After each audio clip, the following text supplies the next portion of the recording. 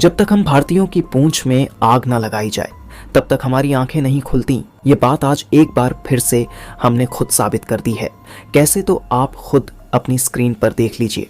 भारतीय वायुसेना के जो उप प्रमुख हैं एपी सिंह जी, इन्होंने खुद दिल्ली में आकर यह बात सबके सामने कह दी है कि आत्मनिर्भर अभियान हम चला रहे हैं। अच्छी बात है, लेकिन आत्मनिर्भर के भरोसे हम राष्ट्र की सुरक्षा को दांव पर नहीं लगा सकते और हम इस समय ऐसा ही कर रहे हैं। यकीन मानिए, ये बयान बहुत ही ज्यादा सीरियस और चिंताजनक है, क्योंकि भारत के वायुसेना को खुलकर देश में नहीं बल्कि दुनिया के सामने आकर यह कहना पड़ रहा है कि हमें हथियारों की जरूरत है। और हमारे भारत में क्या हो रहा है कि आत्मनिर्भर अभियान का बहाना बनाकर राष्ट्र की सुरक्षा को दांव पर लगाया जा रहा है।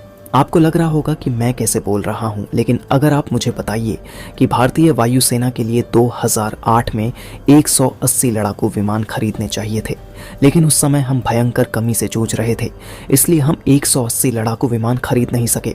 और उस समय इन लड़ाकू विमान की कीमत $4 अरब थी।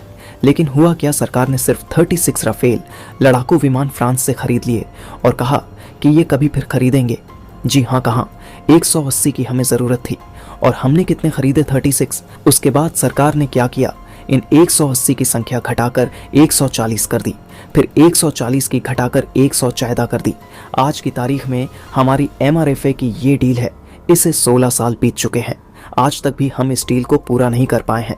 और उसके ऊपर जब भी वायुसेना कहती है कि लड़ाकू विमान की ज़रूरत है तो उन्हें नया बहाना थमा दिया जाता है, जैसे कि तेजस का मार्क 2 आएगा, दूसरा वेरिएंट, उससे काम चलाना, या फिर 8-9 साल के बाद M1 का तो बन ही जाएगा, उससे काम चला लेना। लेकिन वायुसेना क्या कहती है, जो M का आएगा या फिर उसके पहले जो तेजस का मार्क 2 वेरिएंट आएगा, उसे जोड़कर ही तो हमें 150 लड़ाकू विमान की कमी पड़ रही है। अगर हम उन्हें नहीं जोड़े तो फिर तो कमी 250-300 लड़ाकू विमान की है।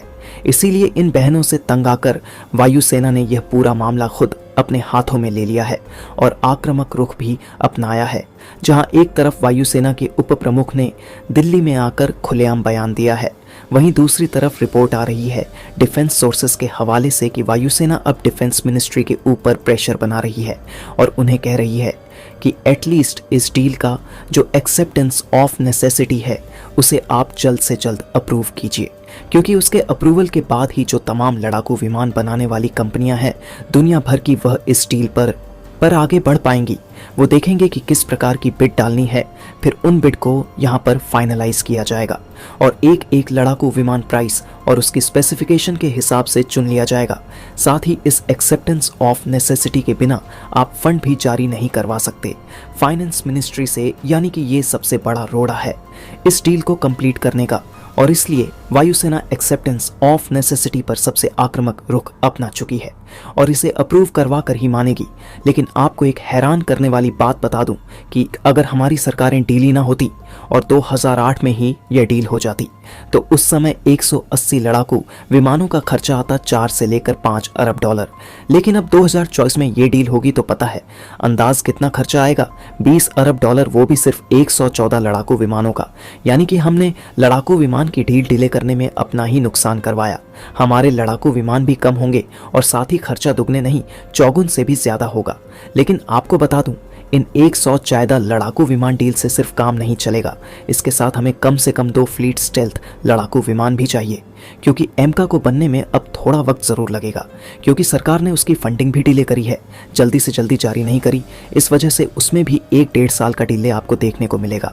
और यही कारण है कि चीन को टक्कर देने के लिए हमें या तो F-35 या कम से कम सुखोई Su-57 में से कोई 1-2 स्क्वाड्रन, यानी लगभग 30 से 40 लड़ाकू विमान खरीदने पड़ेंगे ही पड़ेंगे, क्योंकि चीन आपके इंतजार में नहीं बैठेगा कि कब आप एमका बनाओगे, कब वायुसेना में शामिल करोगे, तब भारत के साथ लड़ेंगे।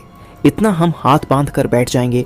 नहीं, चीन हाथ बांध कर नहीं बैठेगा, वह अपने हिसाब से रणनीति बनाएगा और जब आप सबसे कमज़ोर होगे तब आप पर हमला करेगा। इसीलिए ज़रूरत है कि कम से कम 2 स्क्वाड्रन स्टेल्थ लड़ाकू विमानों की फास्ट ट्रैक तरीके से खरीदी जाए, जैसे कि हमने 36 राफेल खरीदे। ये तो हुई मेरी राय, आप अपनी राय भी हमें कमेंट बॉक्स में ज़रूर बताएं और वीडियो को लाइक करें और अपने मित्रों को शेयर करें।